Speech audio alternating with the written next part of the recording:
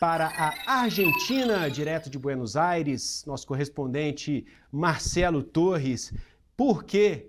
Porque o presidente Luiz Inácio Lula da Silva, ele convocou o embaixador brasileiro na Argentina, e isso tem um peso muito grande na diplomacia. Isso não acontece por qualquer motivo. E essa é a pergunta que eu faço para o Marcelo. Por que isso aconteceu e qual o significado desse gesto diplomático? Seja muito bem-vindo. Boa tarde, boa noite, Marcelo.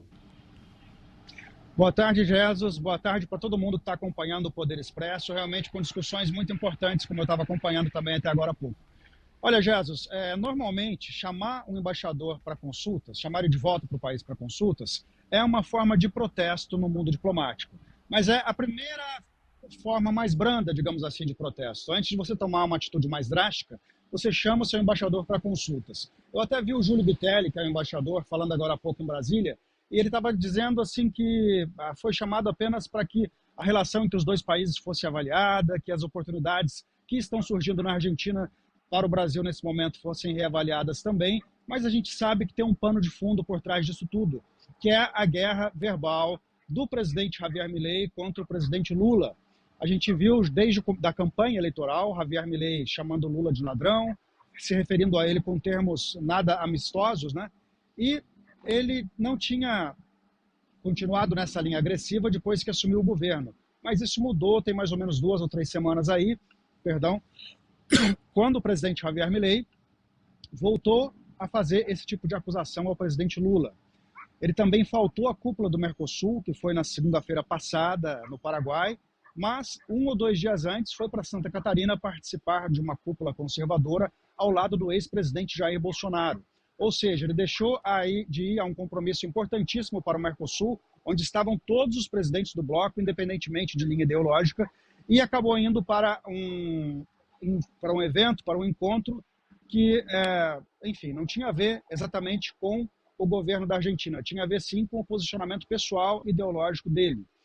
Isso tudo não caiu bem em Brasília, não foi bem digerido pelo Itamaraty, mas também não foi motivo para tomar uma atitude mais drástica. Por isso que foi feita essa convocação do embaixador Júlio Bitelli para ir para Brasília e para conversar com o chanceler Mauro Vieira sobre em que pé está a relação entre os dois países. Só lembrando, viu, Jesus, que, por exemplo, a Espanha, recentemente, ela tomou sim uma medida mais grave contra a Argentina. Inicialmente, ela chamou a embaixadora dela para consultas e depois ela retirou permanentemente a embaixadora aqui em Buenos Aires. Ou seja, nesse momento, a Espanha não tem um embaixador ou uma embaixadora aqui em Buenos Aires. Tem apenas funcionários de segundo escalão. Isso sim seria uma medida um pouco mais grave, mas o Brasil ainda não chegou lá.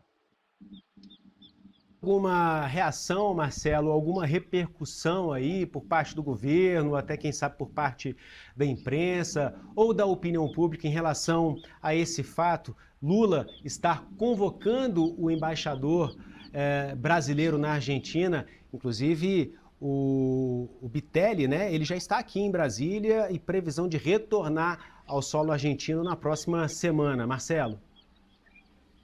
Olha, Jesus, quando eu vi essa notícia, né, dessa convocação, eu pensei que ia ser um auê, mas eu tenho a impressão que o governo brasileiro fez da maneira mais discreta possível, até pela entrevista que eu vi agora há pouco do Júlio Bitelli, apesar de confirmar que foi convocado, estava meio que colocando panos quentes na coisa, dizendo que a relação entre os dois países vai bem, que ela não é igual à relação entre os dois presidentes e que tem que continuar indo bem. Não, teve um tom assim até amistoso, apesar de ter sido convocado, né, para ir para Brasília. E por isso mesmo, talvez, eu dei uma olhada na imprensa argentina em geral e esse caso não está repercutindo muito por aqui, não. Hoje também, né, Jesus, a Argentina só está falando de Copa América, né?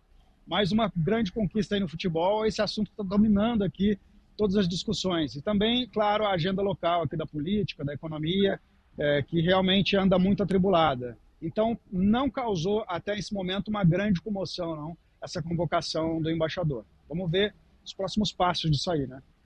Marcelo, última pergunta, prometo que eu te libero na sequência. Como repercutiu na Argentina esse atentado sofrido por Donald Trump no sábado? Repercutiu como repercutiu no mundo inteiro, né? Assim, os políticos aqui de várias matizes ideológicas, inclusive, viu, Jesus, lamentaram o que aconteceu. Inclusive a ex-presidente Cristina Kirchner, que, claro, não tem a menor simpatia pelo Trump, ela é de esquerda e o Trump de direita, também o ex-presidente Alberto Fernandes, eles se manifestaram, né, condenando o que aconteceu.